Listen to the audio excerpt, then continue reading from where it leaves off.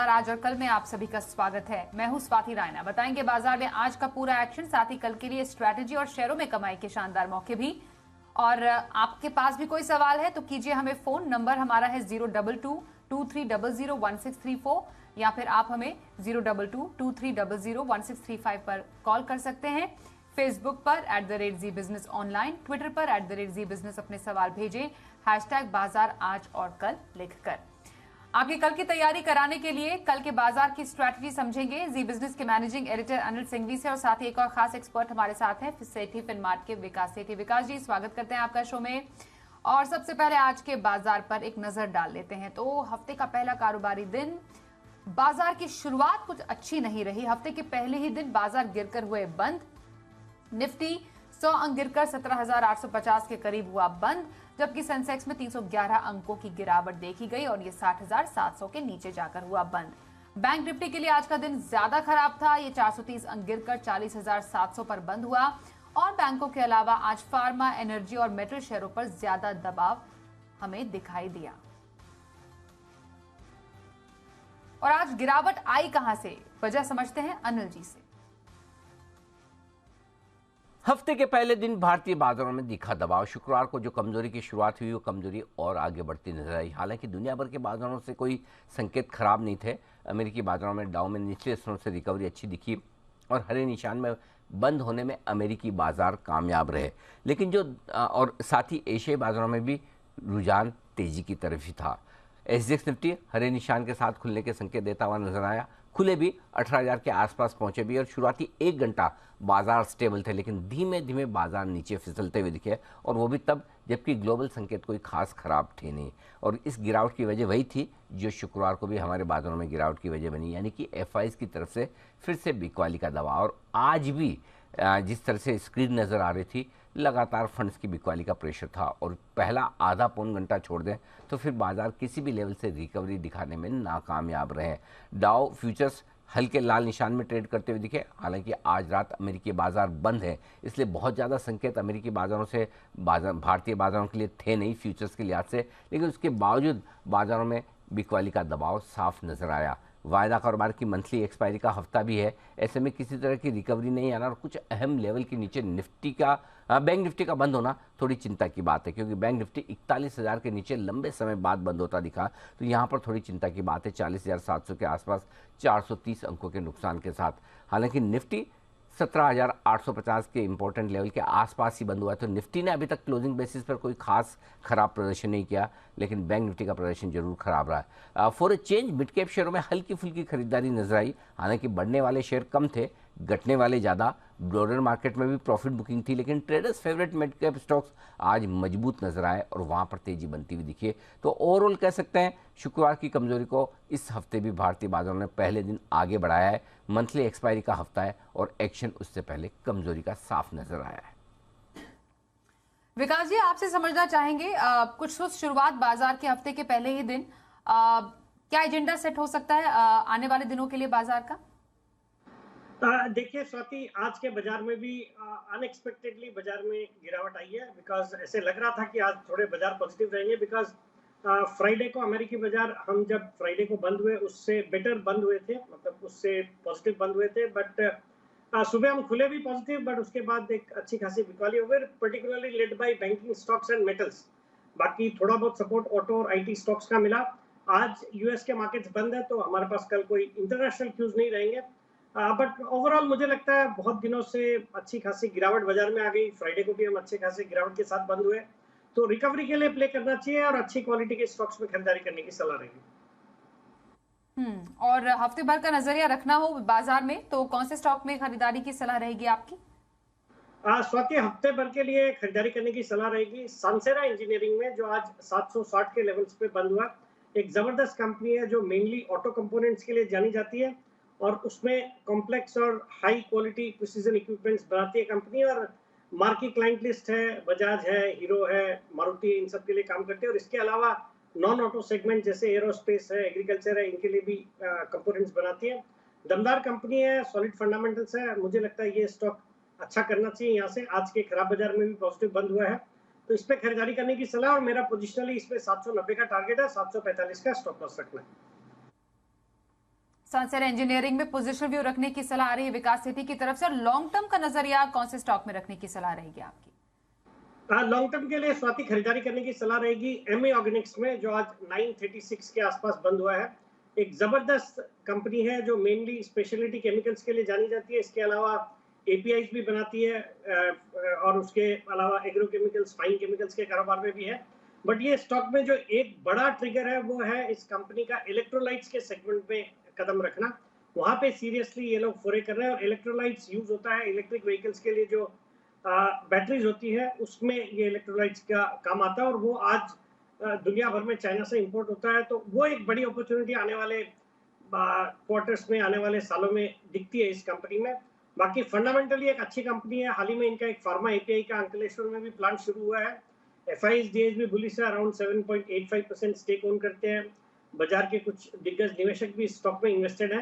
मुझे लगता है इस स्टॉक को लंबी अवधि के लिए यानी 9 से 12 महीने के हिसाब से खरीदना चाहिए। करंट लेवल्स पे 1250 का मेरा इसमें 9 से 12 महीने का टारगेट है। एमए ऑर्गेनिक्स लंबी अवधि की खरीदारी का स्टॉक, विकास सेठी जी की राय।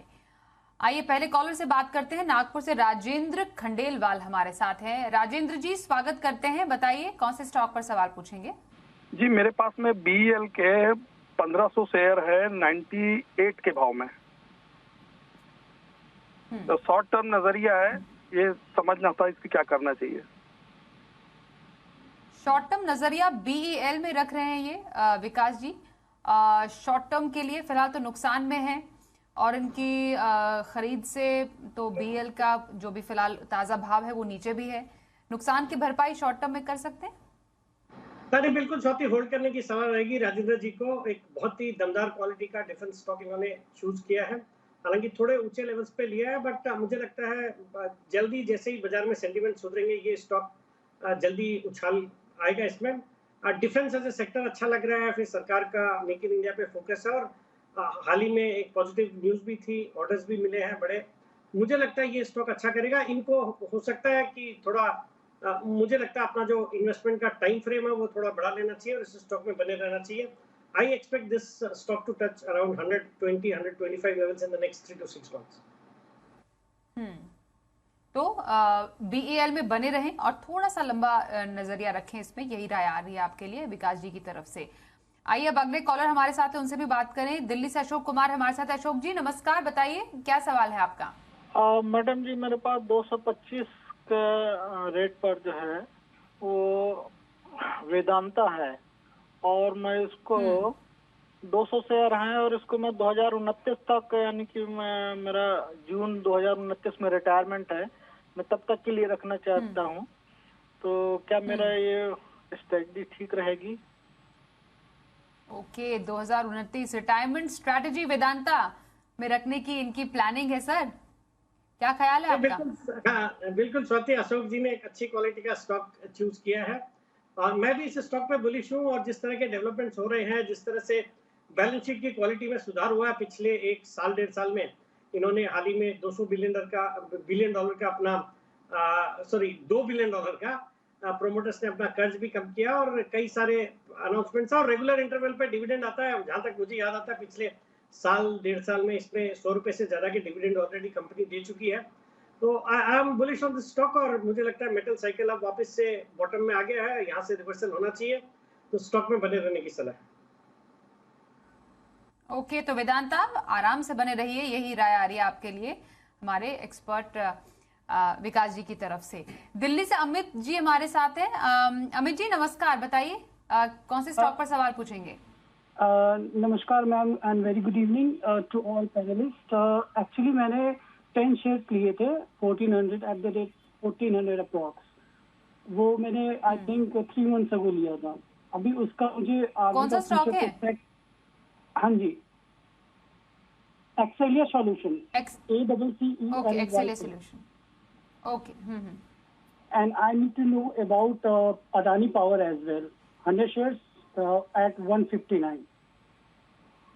लॉन्ग टर्म के लिए मैंने लिया है मैम। और अडानी पावर लॉन्ग टर्म के लिए कैसे लग रहे हैं विकास जी आपको?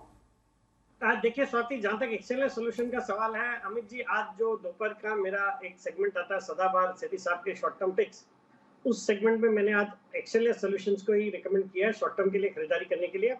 देखिए जिन लेवल्स पे स्टॉक ट्रेड कर रहा है वैल्यूएशन के लिहाज से काफी सस्ता हो गया है। एक दमदार क्वालिटी की आईटी कंपनी है जो मेनली ट्रैवल टूरिज्म सेक्टर को कैटर करती है।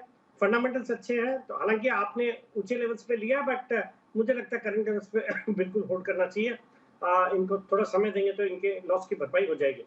और जहां तक अडानी पावर का सवाल है, with in the Adani group stocks एक फंडामेंटली अच्छी कंपनी है जहाँ पे अच्छे बिजनेस मॉडल है, अच्छे रेवेन्यूज, अच्छे प्रॉफिट्स है। बट चूंकि जो ग्रुप है वो एक कंट्रोवर्सी से गुजर रहा है, तो थोड़ा समय लगेगा, बट करंट लेवल्स पे होल्ड करने की सलाह अडानी पावर। ओके, होल्ड करें अदानी पावर एक्सीलियन लिमिटेड पे, यही आपकी लिए सलाह है हमारे आज के एक्सपर्ट की तरफ से। महाराष्ट्र से वैभव राज वैद्य से भी बात करते हैं। वैभव जी स्वागत करते हैं, बताइए कौन से स्टॉक पर सवाल है? सर नमस्कार। नमस्कार सर। सर एक बात पूछनी थी, अंबुजा सीमेंट्स के मेरे पास 100 क्वांटिटी है, ऊपर के लेवल की बाइंग है। क्या लेवल की बाइंग है? 580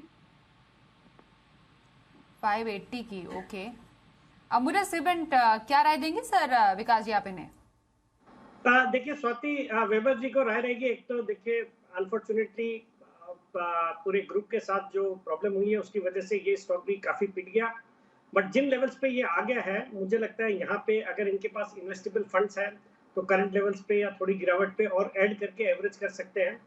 एक बेहतरीन क्वालिटी की सीमेंट कंपनी है, सीमेंट सेक्टर पे बुलिश हूँ। सरकार ने जिस हिसाब से इंफ्रास्ट्रक्चर पे इस बजट में फोकस रखा है, केपेक्स को बढ़ावा देने के लिए फोकस रखा है, सीमेंट लुक्स गुड। और with in the cement sector Ambuja cement इस गिरावट के बाद वैल्यूएशन के लिहाज से सस्ता है, बट चूंकि ग्रुप एक कंट्रोवर्सी में गुजर रहा है जो चल रहा है, तो थोड़ा समय लगेगा। बट करंट लेवल्स पे आई थिंक अंबुजा सीमेंट पे होल्ड करना चाहिए, या थोड़ा अगर चाहे तो ऐड भी कर सकते हैं और अपने एवरेज को कम कर सकते हैं। अंबुजा सीमेंट होल्ड करने की सलाह विकास जी की तरफ से। नागपुर से मुकुल साहब हमारे साथ है। मुकुल जी नमस्कार, बताइए कौन सा स्टॉक है आपके पास? जी नमस्ते। मेरे पास बैंक ऑफ महाराष्ट्र के शेयर्स है 30 रुपए के भाव पे, 7,500 शेयर्स है। और दूसरा है मेरे पास सेल का है 91 के भाव से 750 शेयर्स है। 1 से 2 साल रख सकता हूँ। 1 से 2 साल का नजरिया बैंक ऑफ महाराष्ट्र नुकसान पर है ये, और सेल पर भी राय लेना चाहेंगे अगर लगभग 2 साल तक की अवधि इनके पास है तो? देखिए जहां तक बैंक ऑफ महाराष्ट्र का सवाल है, जब बैंकिंग सेक्टर में तेजी होगी तो इसमें भी अच्छी तेजी होगी। क्योंकि अभी सेक्टर थोड़ा सेंटीमेंट सेक्टर के प्रति नेगेटिव है, तो स्टॉक्स में सभी बैंकिंग स्टॉक्स में गिरावट चल रही है। बट एक अगर within the PSU banking space अगर लंबी अवधि के लिहाज से लेना, तो I would prefer a State Bank of India और अ बैंक ऑफ बड़ौदा और a Canara Bank over Bank of Maharashtra. तो इन तीनों में से किसी में अगर स्विच करेंगे तो ज्यादा अच्छा रहेगा। और बाकी दूसरा स्टॉक कौन सा था Swati? Sell sir. Sell again current levels पे अच्छा लग रहा है। सेल मैं जैसे पहले भी कह रहा था कि मेटल साइकिल बॉटम के आसपास लगता है, और इस तिमाही के जो नतीजे आ गए मुझे लगता है worst seems to be over. और जिस तरह से हम देख रहे हैं स्टील कंपनीज अपने प्राइसेस रेगुलर इंटरवल पे बढ़ा रही है, फिर चाइना की रीओपनिंग का पॉजिटिव, और बाकी रशिया यूक्रेन में जब कभी सेटल होगा तो मुझे लगता है स्टील की डिमांड में अच्छा एक इजाफा होगा। तो हम bullish on SAIL also from the current levels, तो होल्ड करने की सलाह रहेगी सेल में करंट लेवल्स पे। Okay sir. मुंगेर से राहुल कुमार हमारे साथ हैं। राहुल जी नमस्कार, बताइए कौन से स्टॉक पर सवाल है आपका? मैं 1000 शेयर था हमारे पास डेल्टा कॉर्प का। कब तक रखना चाह रहे हैं डेल्टा कॉर्प को? मैम मतलब 1 मंथ तक रख सकता हूँ मुझे। बहुत ही छोटी नजरिए के लिए डेल्टा कॉर्प में आपसे राय लेना चाह रहे विकास जी, क्या करें? देखिए राहुल जी, इस स्टॉक को भी करंट लेवल्स पे होल्ड करने की सलाह रहेगी। अच्छी क्वालिटी की कंपनी है, मोनोपोली टाइप का बिजनेस है। हालांकि आज इस स्टॉक में गिरावट आई है, बट मुझे लगता है जिस दिन सेंटिमेंट्स ठीक रहते हैं स्टॉक अच्छा करता है। और बाकी अपने ऊपरी लेवल से काफी अच्छा खासा करेक्ट होकर एक अच्छे लेवल्स पे स्टॉक ट्रेड कर रहा है। यहाँ पे होल्ड करने की सलाह मुझे लगता है आपके भाव जल्दी इसमें देखने को मिल सकते हैं। ओके, बने रहे डेल्टा कॉर्प पे, यही राय आ रही है। हैदराबाद से सुजाता हमारे साथ है। सुजाता जी नमस्कार, बताइए कौन से स्टॉक पर सवाल है आपका? सर नमस्कार मैडम, मेरे पास एमटीआर टेक है सर मैडम। हाँ, और एक साल का नजर है मैडम। टारगेट क्या है? लेवल बताएंगे, खरीद क्या है? 1699 में। 1699 की खरीद है आपकी सर। 150 करोड़। साल भर, ओके, साल भर तक का नजरिया कह रहे हैं? हाँ सर। ओके, साल भर तक का नजरिया एमटीआर टेक पर। विकास सर? नहीं, बिल्कुल स्वाति, इस स्टॉक में बने रहने की सलाह है। लॉन्ग टर्म के लिहाज से बहुत ही अच्छा लग रहा है। एक डिफेंस सेक्टर का प्ले है, प्लस हाइड्रोजन एनर्जी में काफी सीरियस फोरे कर रहा है, और इनके जो टेक्निकल पार्टनर्स है या जो इनके मेजर क्लाइंट्स है, ब्लूम एनर्जी करके यूएस की, वो भी एक वर्ल्ड लीडर है हाइड्रोजन एनर्जी में। मुझे लगता है ये स्टॉक अच्छा करेगा, और यहाँ पे बिल्कुल होल्ड करने की सलाह, और कोई गिरावट आती है तो स्टॉक में खरीदारी भी की जा सकती है। होल्ड करें एमटीआर टेक पे, यही राय आ रही है विकास सेठी की तरफ से। व्हाट्सएप पर सवाल आ रहा है, जरा जानते हैं क्या हमारे दर्शक पूछ रहे हैं सवाल। रांची से अभय सिंह, टाटा मोटर्स इनके पास है, 300 शेयर है, 395 की खरीद बता रहे हैं। इनफैक्ट खबर भी आई स्टॉक को लेकर आज, उबर को 25,000 इलेक्ट्रिक व्हीकल सप्लाई के लिए करार किया है कंपनी ने, और फिलहाल अपने इस मौजूदा भाव के हिसाब से हमारे दर्शक को अच्छा मुनाफा भी है। क्या राय रहेगी सर टाटा मोटर्स पर? हाँ, बिल्कुल होल्ड करना है। इन्होंने तो बहुत अच्छे लेवल्स पे लिया है, वहां से अच्छे अपसाइड देखे हैं, बट यहाँ पे भी होल्ड करने की सलाह है। और आज ये जो खबरें थी 25,000 ईवी की इलेक्ट्रिक व्हीकल्स उबर से ऑर्डर मिला है इनको, एक बड़ा ऑर्डर है, और इसको भारत की टेस्ला के रूप में देखा जाना चाहिए। फर्स्ट मूवर एडवांटेज रहेगा with in the electric vehicle segment. अच्छी कंपनी है, मुझे लगता है करंट लेवल्स पे होल्ड करें। करंट लेवल्स पर टाटा मोटर्स को होल्ड करने की सलाह आ रही है आपके लिए विकास सेठी की तरफ से। कल के बाजार पर क्या रखे खास स्ट्रैटेजी और बाजार के लिए अहम संकेत, समझते हैं अनिल जी से। भारतीय बाजारों के बंद होने के वक्त डाउ फ्यूचर्स लगभग 75-80 पॉइंट नीचे ट्रेड करते हुए दिख रहे थे। हालांकि आज रात अमेरिका में कारोबार बंद है, छुट्टी का दिन है, और कल सुबह फिर हम जब आएंगे तो डाउ फ्यूचर्स पर नज़र रखेंगे। लेकिन इसके अलावा एक और बड़ी इवेंट जो होती दिख रही है, अमेरिका के राष्ट्रपति जो बाइडेन साहब यूक्रेन की यात्रा पर अचानक वहां पहुंचते हुए दिख रहे हैं, तो वहां से किस तरह के डेवलपमेंट और स्टेटमेंट्स आते हैं, वो भी दुनिया भर के बाजारों का मूड माहौल बनाने या बिगाड़ने का काम करेंगे। क्योंकि रशिया और यूक्रेन के युद्ध का लगभग 1 साल पूरा होने जा रहा है 23-24 तारीख को। उसके पहले उनका पहुंचना वाकई में ये एक बड़ा ट्रिगर कल बाजारों के लिए बन सकता है। इसके अलावा ग्लोबल मार्केट से तो और कोई संकेत आने नहीं, डाउ फ्यूचर से आपको दिखेगा। हमारे अपने संकेत बेहद अहम होंगे। अगर आज फिर से जिस तरह की स्क्रीन और जिस तरह से ट्रेडिंग सेशन था, जाहिर सी बात है कि एफआईएस की बिकवाली का दबाव रहा होगा, और अगर आंकड़े तेज बिकवाली के आते हैं तो भारतीय बाजारों के लिए ऊपरी स्तरों पर टिक पाना मुश्किल होगा। अब जो अगला अहम सपोर्ट है निफ्टी पर, वो 17,725 से 17,775 की रेंज में कल रहेगा, और ऊपरी स्तरों पर 17,950 से 18,000 की रेंज है जिस पर आपको फोकस करना है। बैंक निफ्टी का जहाँ तक सवाल है, 41,000 के नीचे की क्लोजिंग थोड़ी चिंता की बात तो है ही, इसमें कोई डाउट नहीं। अब जो बड़ा सपोर्ट बैंक निफ्टी पर है 40,500 के आसपास छोटा है, बड़ा आगे आपको 40,200 से 40,350 की रेंज में वो सपोर्ट नजर आएगा। ऊपरी स्तरों पर 41,000 के ऊपर निकलना एक चुनौती का काम है। अगर पार करके निकले तो 41,200 41,300 के आसपास बैंक निफ्टी रुकावट देखता हुआ नजर आएगा। तो ढेर सारा एक्शन है। 2 दिनों की कमजोरी के बाद ग्लोबल मार्केट्स और साथ ही रशिया, यूक्रेन, अमेरिका, इन सारे डेवलपमेंट पर आपको कल रखनी होगी नजर। आइए अब देख लेते हैं कल का ऑप्शन।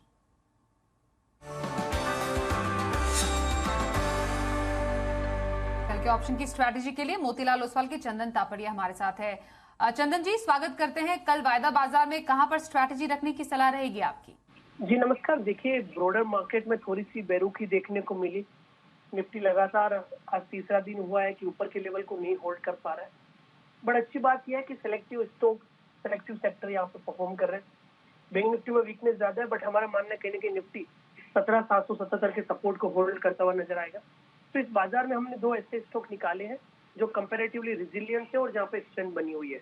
तो पहला ट्रेड सेटअप रहेगा टीवीएस मोटर्स। टीवीएस मोटर अपने आप को होल्ड कर रहा है, रिसेंट के हाईएस्ट लेवल पे ट्रेड कर रहा है, लॉन्ग के बिल्टअप है, पुट साइड है, तो यहाँ पे खरीदारी की सलाह रखेंगे। टीवीएस मोटर के 1130 को साल के इसमें 10 रुपए के आसपास में 3 रुपए का सपोर्ट, ऊपर में 24 से 25 रुपए के टारगेट बनने चाहिए। दूसरा ट्रेड रहेगा परसिस्टेंट सिस्टम। आप देखोगे कि सिलेक्टिव आईटी कंपनी काफी अच्छा परफॉर्म कर रही है, चाहे टेक महिंद्रा हो, परसिस्टेंस हो या फोर्स। जिस हिसाब से आईटी में बाइंग है, परसिस्टेंस परफॉर्म है पूरे आईटी पेक का। आज भी अच्छा खासा मोमेंटम है, पॉजिटिव प्राइस पैटर्न बना है, तो 5000 की कॉल लेने की सलाह रहेगी। लगभग 90 रुपए के आसपास हल्के से डिप में ले, 50 रुपए का सपोर्ट, ऊपर में 150 से 160 रुपए तक के टारगेट इस परसिस्टेंस की 5000 की कॉल में देखने को मिल सकते हैं। धन्यवाद करेंगे चंदन जी कल वायदा बाजार की स्ट्रैटेजी बताने के लिए। और कल के बाजार में कोई खास स्ट्रैटेजी आपकी तरफ से विकास जी? बिल्कुल स्वाति, कल के लिए खरीदारी करने की सलाह रहेगी। डेटामेटिक्स में एक सॉलिड क्वालिटी की IT services, BPO services provide करने वाली कंपनी है। इसके अलावा डेटा मैनेजमेंट के भी कारोबार में है और company artificial intelligence, machine learning, algorithms ये सब यूज करती है। सॉलिड फंडामेंटल्स है और 6 से ज़्यादा देशों में प्रेजेंट है। अच्छे टाइप्स हैं इनके पास और फंडामेंटल्स अच्छे हैं। Return on equity around 18%, return on capital employed 21%।